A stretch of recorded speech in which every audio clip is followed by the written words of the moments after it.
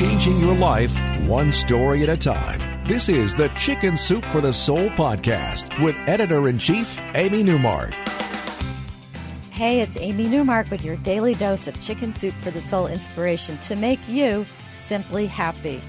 It's Thoughtful Thursday, and I want to talk about a big upcoming Thursday, one that stresses out a lot of people, Thanksgiving.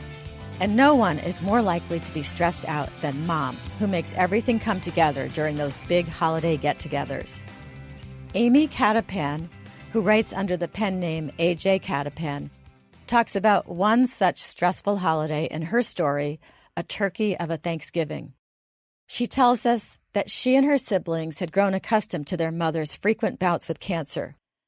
To her family, it just seemed like a chronic illness that came and went. Amy's mom had her first bout with cancer when Amy was 4, and her thyroid cancer surgery caused her to miss Amy's first day of kindergarten.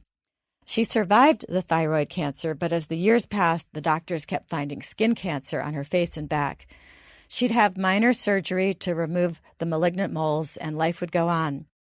The way Amy saw it, her mom kept kicking cancer to the curb, collecting new scars along the way. And then came Amy's freshman year of college, when she went home one weekend to learn that her mother had breast cancer.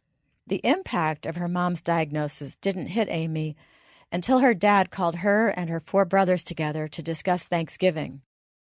Your mother's surgery is just a few days before Thanksgiving.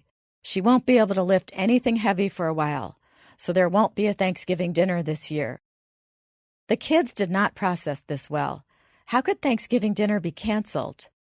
And then one of Amy's brothers said, "We'll do it. The 5 of us kids will make Thanksgiving dinner." None of these kids had any cooking experience, but they wanted to try, with their mother directing them from a chair. And here's where I think it gets funny. Amy's older brothers were very scientifically oriented. 2 of them worked in technology, and one was in medical school. So the oldest brothers decided to make a Gantt chart for the meal. I had to look up what a Gantt chart is. It's a chart with bars going across horizontally that show how long the different parts of a project should take. And it was a typical male approach, right? The brothers made this huge chart showing all the elements of Thanksgiving dinner with the start and end times of each project and who would do what.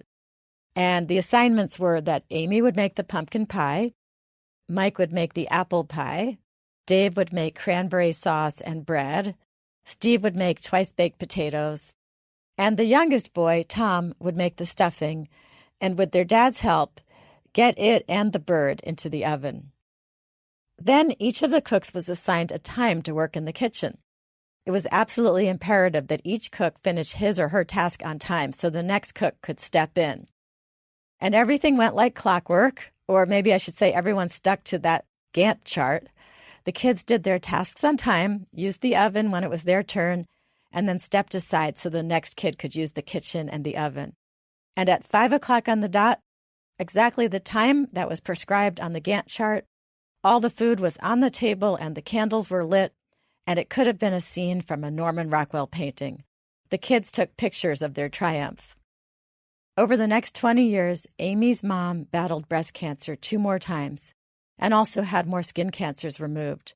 And the kids continued to help make Thanksgiving dinner, doing the tasks they were assigned on that original Gantt chart. I'm Amy Newmark. Thanks for listening to the Chicken Soup for the Soul podcast today. If you'd like to read the story I mentioned, we published it twice, actually.